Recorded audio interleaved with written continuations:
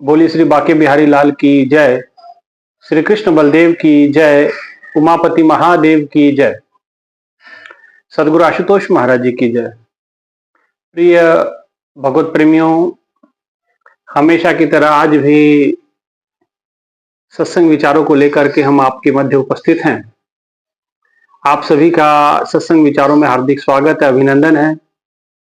प्रभु की बड़ी विशेष कृपा है कि नियमित रूप से आपको नित्य नए नए सत्संग विचारों का आपको संग हो जाता है और आप अपने जीवन को निश्चित ही इन सत्संग विचारों के माध्यम से आप अपने जीवन को धन्य कर रहे होंगे, अपने जीवन को सुंदर बना रहे होंगे, अपने जीवन को आध्यात्मिकता की ओर लेके जा रहे होंगे। भाइयों बहनों, ये प्रभु की बड़ी विशेष कृपा है, विशेष दया है कि आप हम ऐसे सत्संग विचारों का नित्य नियमित लाभ ले पाते हैं, उनका संग कर पाते हैं। गत आपने पिछले वीडियो में सुना कि कैसे माता शबरी के साथ प्रभु श्री राम का मिलन हुआ और प्रभु श्री राम और माता शबरी, वो प्रेम संबंध, वो आत्मा का संबंध, वो आत्मीय परिजनों का संबंध जो माता के साथ प्रभु श्री राम का रहा और बहुत प्रेमल, अनुरागमय और ईश्वर के जो प्रसन्नता जो होती है माता शबरी ने प्राप्त की। भगवान इतने परेशान थे माता सीता को लेकर के, इतनी समस्याओं से घिरे हुए थे, माता सीता का हरण हो चुका था, इतने व्याकुल थे, फिर भी ऐसी व्याकुलता में भी जब भक्त उनके समक्ष आए तो भगवान अपनी सारी व्याकुलता भूल गए और केवल भक्त के होके रह गए।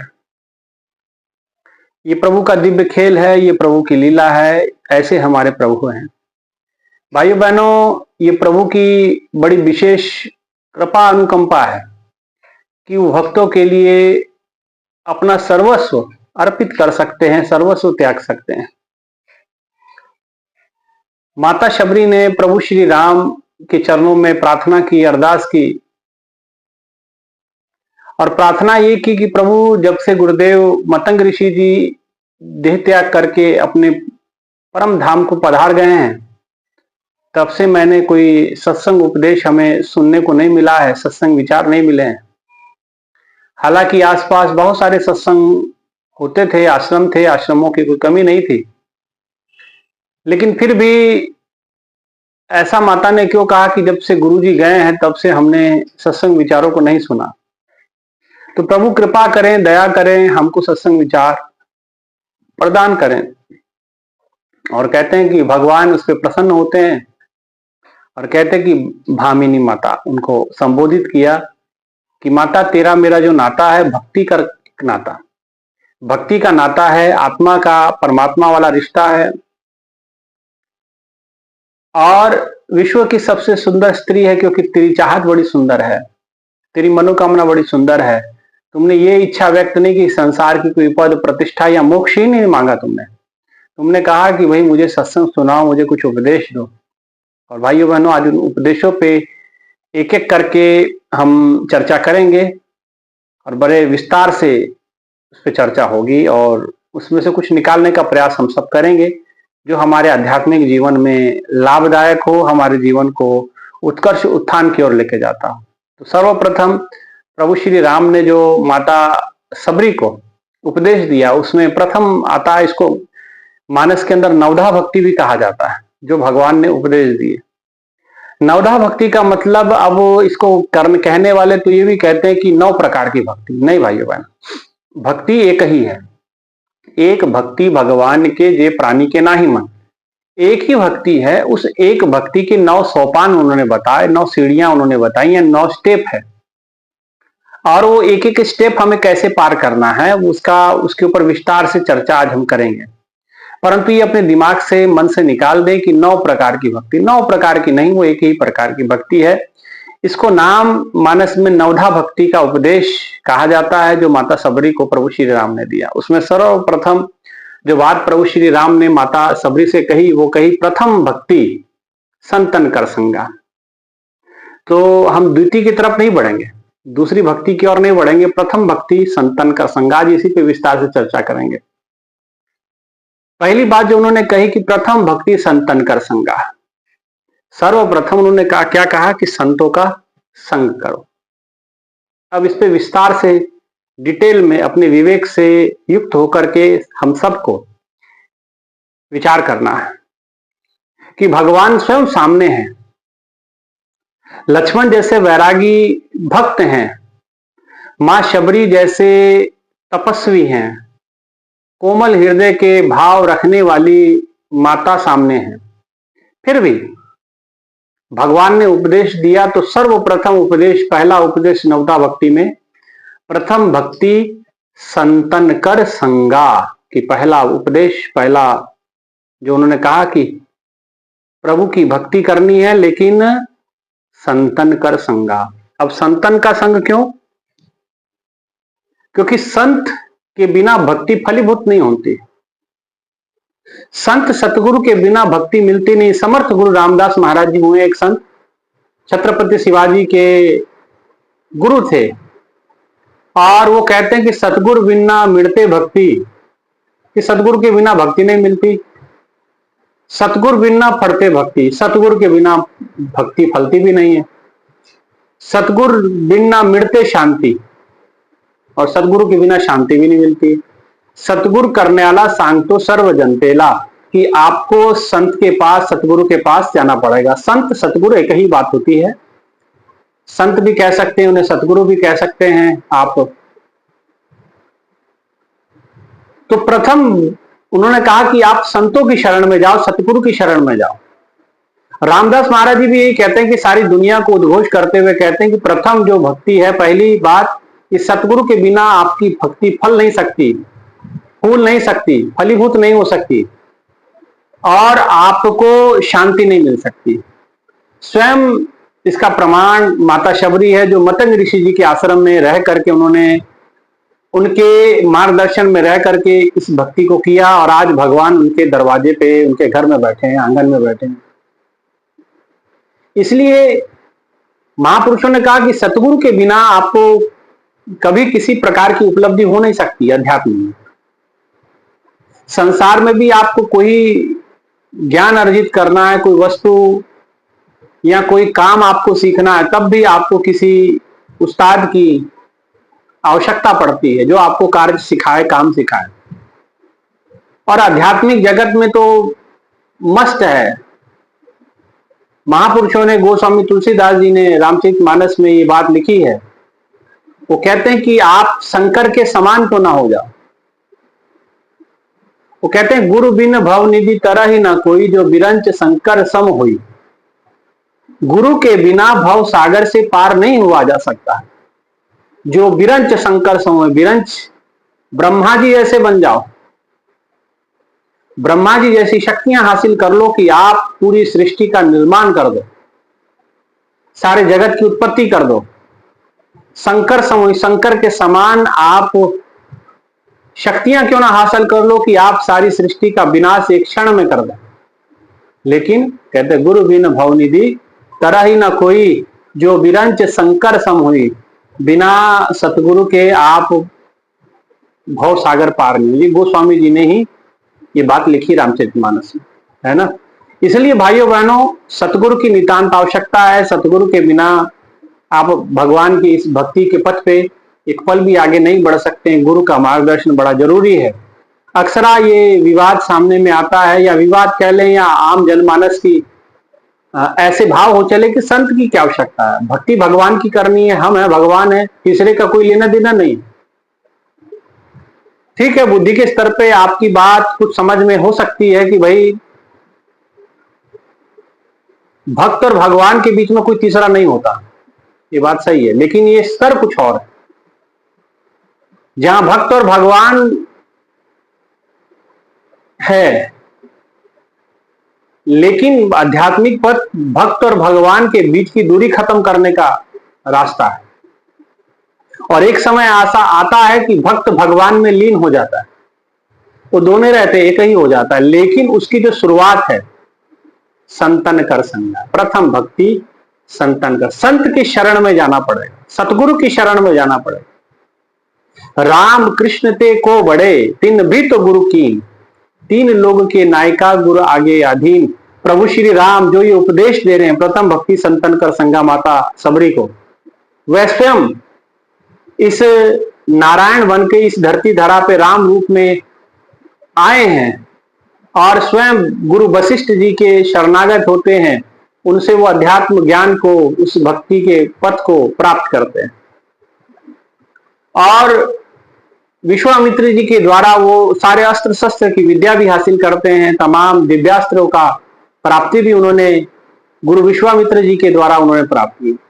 तो जो स्वयं भगवान धरती पे आए तो उन्हें भी गुरु की शरण में जाना पड़ा। इसीलिए यह अटल नियम है, यह अचल नियम है।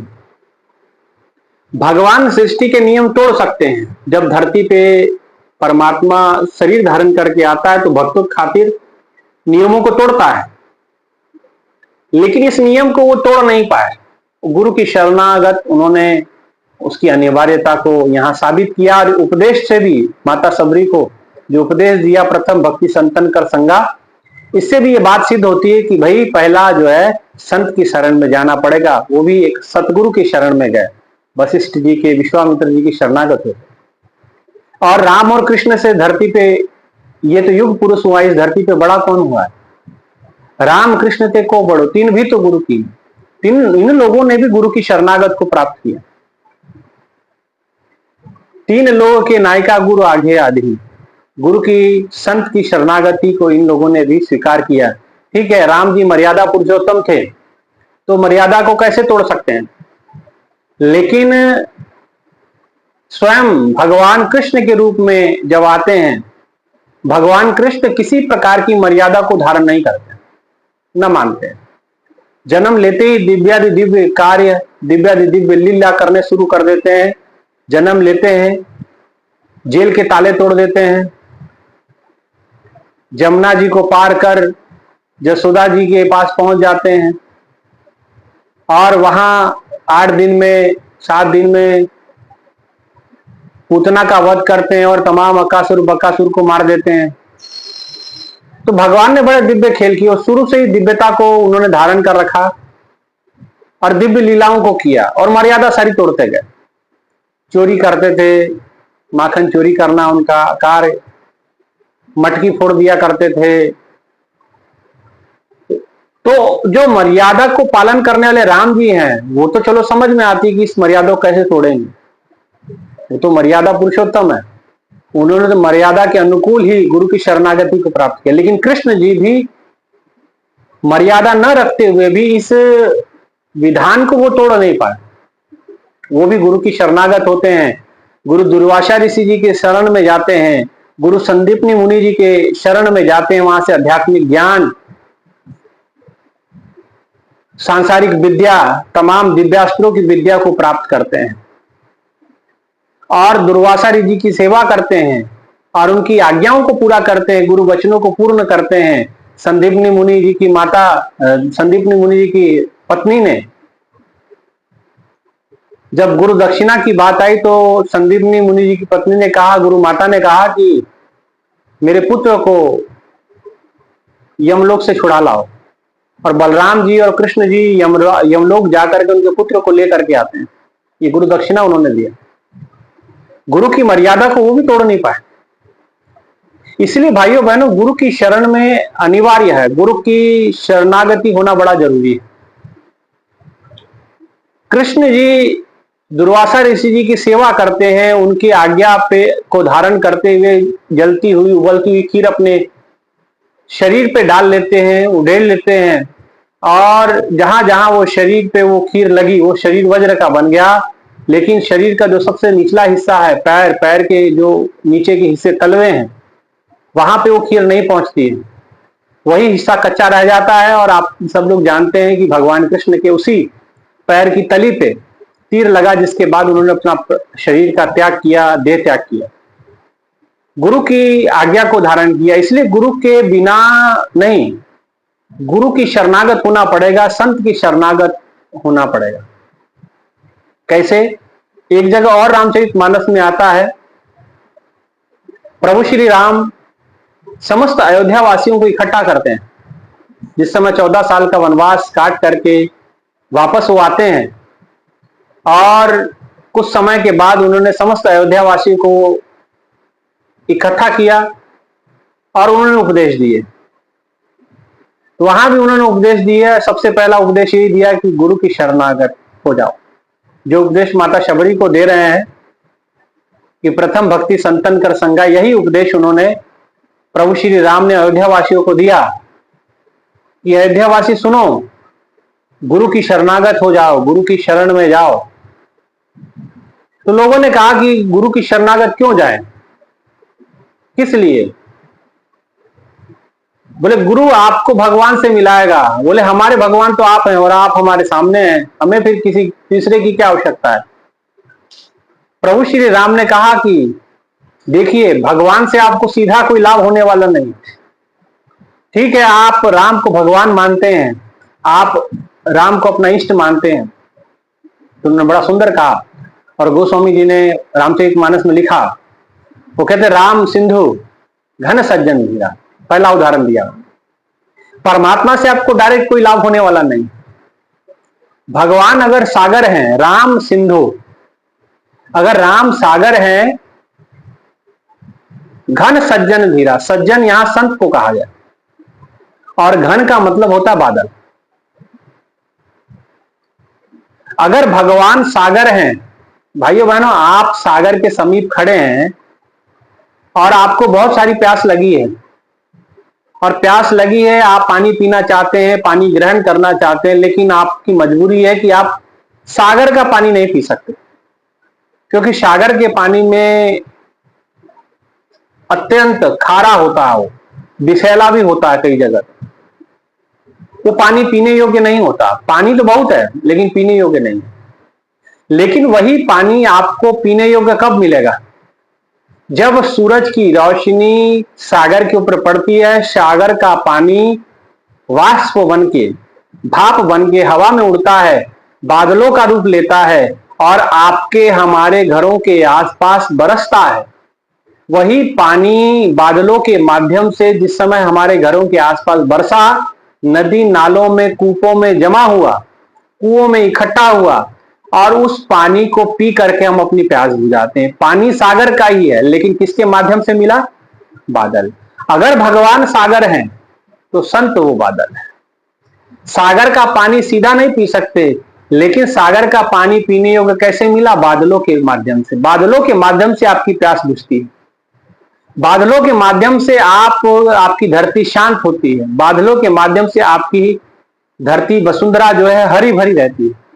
इसलिए अगर भगवान सागर हैं, राम सिंधु घन सज्जन धीरा, तो संत वो बादल है। अगला उदाहरण देते हैं, चंदन तरु हरि संत समीरा। अगर भगवान का चंदन का पेड़ है, आप अगर चंदन के पेड़ के विषय में उसकी विशेषता को जानते हैं, तो आप सब जानते हैं कि चंदन के पेड़ में एक विशेष प्रकार की खुशबू, सुगंध होती है, तो सबको प्रभावित करती है। चंदन के पेड़ में अथाह खुशबू है, अथाह सुगंध है। आप चंदन के पेड़ के सामने चले जाएं, चंदन का पेड़ है, उसके कुछ दूरी पे आप खड़े हैं, लेकिन आपके और चंदन के पेड़ के दरमियान समीर नहीं, माने हवा नहीं, वायु नहीं है, तो आप चंदन की खुशबू का लाभ नहीं ले सकते, आप उसकी सुगंध का लाभ नहीं ले सकते। चंदन की खुशबू, चंदन का सुगंध आप तक कैसे पहुंचेगी? हवा के माध्यम से पहुंचेगी, समीर के माध्यम से पहुंचेगी। तो महापुरुषों ने कहा, गोस्वामी जी कहते हैं कि भगवान अगर चंदन का वृक्ष हैं, तो संत वो समीर हैं, संत वो हवा हैं, संत वो वायु है जो चंदन रूपी की खुशबू आप तक पहुंचाते हैं। चंदन तरु हरि संत समीरा। कि अगर भगवान का चंदन का पेड़ है तो संत क्या है? वो हवा है जो उसकी खुशबू आप तक पहुंचाते हैं। अब तीसरी बात वो कहते हैं, तीसरा उदाहरण उन्होंने दिया, सब कर फल हरि भक्ति सुहाई, सो बिन संत ना काहू पाई। कितनी बड़ी बात कही उन्होंने। पहला उदाहरण, भगवान सागर है तो संत बादल हैं, भगवान चंदन का वृक्ष है तो संत हवा है। जैसे सागर का पानी पीने योग्य कैसे मिला? संत रूपी बादल के माध्यम से। भगवान चंदन का वृक्ष है तो संत हवा है जो भगवान की खुशबू आप तक पहुंचाएंगे, हवा चंदन की खुशबू को आप तक लेके आएंगे। इसलिए बिना सतगुरु के आपको परमात्मा की उपलब्धि प्राप्ति नहीं हो सकती। दर्शन हो सकते हैं, परमात्मा के दर्शन संभव है सतगुरु के बिना, लेकिन आप उससे लाभ नहीं ले पाएंगे। लाभ आपको संत के माध्यम से, सतगुरु के माध्यम से होगा। और तीसरी बात उन्होंने जो कही, सब कर फल। अब उस सारी बातों का सार लिखते हैं गोस्वामी जी। वो लिखते हैं कि सब कर फल, सब कुछ करने का फल क्या मिला? भक्ति मिली। वही बात, प्रथम भक्ति संतन कर संगा। अब वो कहते सब कुछ करने का फल, राम जी इस जगह पे कह रहे हैं सब कर फल हरि भक्ति सुहाई, सो बिन संत ना काहू पाई। बिना संत के, बिना सतगुरु के किसी ने प्राप्त नहीं की। इसलिए बिन सतगुर किने ना पाया, बिन सतगुर किने ना पायो। बिना सतगुरु के कोई प्राप्त नहीं कर सकता, बिना सतगुरु के कोई ईश्वर की प्राप्ति नहीं कर सकता, है ना। नामदेव महाराज ने बिना गुरु के 72 दफे भगवान कृष्ण के दर्शन किए, और लेकिन उसको कच्चा घड़ा संतों ने करार दिया। नामदेव महाराज संतों की सभा में खड़े हैं और सबसे छोटी संत जो थी उम्र में, संत कोई छोटा बड़ा नहीं रहता, छोट बड़ कह अपराधु, किसी को छोटा और किसी को बड़ा कहना अपने आप में अपराध है। मैं उम्र की बात कर रहा हूं, उसमें सबसे जो कम उम्र की संत थी वो संत मुक्ताबाई थी। गोरा कुंभार के घर में सब संतों का जमावड़ा लगा, संत सभा इकट्ठी हुई है, एकत्रित हुआ सब संत लोग, और मुक्ताबाई ने एक प्रश्न किया कि गुरुबा काका एक बात बताओ, आप एक घड़े बनाते हैं मट्टी के, और इसको पता कैसे करते हैं कच्चा कौन सा पक्का कौन सा? बोले बड़ा आसान है। गोरा कुंभार जी ने कहा कि भाई सबसे पहले मैं क्या करता हूं, उन्होंने एक लकड़ी उठाई, थापी उठाई। जैसे आपके घरों में पुराने जमाने में कपड़ा धोने के लिए एक थापी होती थी, या उसको मोगरी भी कहते हैं कई जगह पे, पर थापी आम प्रचलन में वो कहा जाता है। बैट की तरह होती थी, एक लकड़ी का टुकड़ा होता था जिससे औरतें घर में कपड़े को पीट पीट के उसकी मैल निकाला करते थे। तो कहते ये लकड़ी से, ये थापी से हम क्या करते हैं, मटके चेक करते हैं, मटके को टेस्ट करते हैं, मटके को पीट पीट के देखते हैं कौन कच्चा कौन पक्का। तो मुक्ताबाई ने कहा कि आप हम सबके गुरु हैं, आप हम सब में बड़े हैं, तो हम इतने सारे संत समाज आपके आज दरवाजे पे एक जगह एकत्रित हुए हैं, तो आज आप हमें परखें, हमारे सबको लकड़ी मार मार के चेक करें कि कौन, हम भी तो भगवान के बनाए हुए घड़े ही हैं, हम कच्चे हैं कि पक्के हैं, जरा हमें भी परखें। तो कहते हैं कि गोरा कुंभार जी जिस समय कर कौतुक करने लगे, सारे संत एक लाइन में लग गए, एक एक करके संत गोरा कुंभार के पास जाते, सबके सर पे धीरे धीरे एक एक थापी गोरा कुंभार लगाते, और सब लोग हंस के मुस्कुरा के प्रणाम करके आगे निकल जाते। नामदेव महाराज जी भी उस लाइन में लगे। जैसे नामदेव महाराज का नंबर आया, नामदेव महाराज जी के सर पे जैसे थापी लगी, वो गुस्सा गए, तिलमिला गए, कह रहे कि भाई क्यों, मैं मटका हूं जो मुझे चेक किया जा रहा है, मुझे परखा जा रहा है? मैं कोई मटका थोड़ी हूं, मिट्टी का मटका थोड़ी हूं जो मुझे टेस्ट कर रहे हो, मुझे जो परख रहे हो। गोरा कुंभार ने कहा कि यही कच्चा है, बाकी सब पक्का है। तो सब संत समाज हंसने लगा। नामदेव महाराज जी संतों को तो कुछ कह नहीं पाए, लेकिन मन ही मन खिन्न होकर के वहां से लौट आए। हालांकि प्रभु भक्त थे। अभी क्योंकि संतों ने तो ये कौतुक किया कि इतने महान भक्त हैं, लेकिन अपने लक्ष्य से दूर रह जाएंगे अगर संत की शरण में नहीं जाएंगे, गुरु की शरण में नहीं जाएंगे। इसलिए संतों ने ऐसा खेल रचा कि इतने महान संत, इतने महान विभूति हैं, लेकिन गुरु के बिना इस बिना वजह की ये जीवन को बेकार कर चले जाएंगे। इसलिए उन्होंने ऐसा कौतुक रच करके उनको प्रेरणा दी कि आप जाएं। उन्होंने कहा कि मैं कोई कच्चा घड़ा नहीं हूं। तो नामदेव जी ने कहा कि कच्चा घड़ा नहीं हूं। तो गोरा कुंभार कहते हैं कि ठीक है, आप कच्चा घड़ा हो या नहीं है, आप विठल जी से जाके पूछ लीजिए, हमने तो जो परखना था परख लिया। और कहते कि भगवान विठल के मंदिर पहुंचते हैं नामदेव महाराज, और उन्हें लगे भगवान के चरण पकड़ के भगवान प्रकट हुए। भगवान ने पूछा कारण क्या रोने का। नामदेव महाराज ने कहा कि मुझे सब लोग कच्चा घड़ा कहते हैं। बोले क्यों कहते हैं? वो कहते हैं कि तेरे जीवन में गुरु नहीं है, तेरे जीवन में संत शरणागति तूने प्राप्त नहीं की, संतों के गुरु के शरणागत नहीं हुआ, गुरु की प्राप्ति नहीं की तूने, इसलिए मुझे सब लोग कच्चा घड़ा कह करके मेरी खिल्ली उड़ाते हैं। प्रभु आप बताइए, आपके दर्शन मैं करता हूं, आपकी भक्ति मैं करता हूं, मैं क्या कच्चा हूं? भगवान ने कहा हाँ नामदेव तो कच्चा ही है, गुरु की शरण तो जाना पड़ता है। जब तक गुरु की शरण में नहीं जाओगे तो आपको मुक्ति मोक्ष की प्राप्ति नहीं होगी, भक्ति की सफलता नहीं होगी। बोले प्रभु आप कहते तो मैं बात समझ सकता हूं, लेकिन मैं किस गुरु की शरण में जाऊं?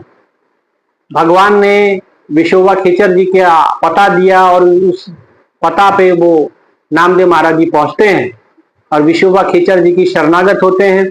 विशोबा खेचर जी के प्रणाम करते हैं, उस आत्मज्ञान, उस ब्रह्म ज्ञान को प्राप्त करते हैं, दिव्य दृष्टि को प्राप्त करते हैं और भक्ति करते हैं। फिर वही नामदेव महाराज कभी गाते हैं, जब देखा तब गावा तौजन धीरज पावा, नाद समाइलो रे सतगुरु भेटी ले देवा। ये गुरु ग्रंथ साहब में भी आता है कि अब मैं परमात्मा को देख रहा हूं, गा रहा हूं, लेकिन कब? जब सतगुरु भेटी ले देवा। सतगुरु जब मिल गए, संत जब मिल गए, तो मेरे जीवन की सार्थकता हो गई।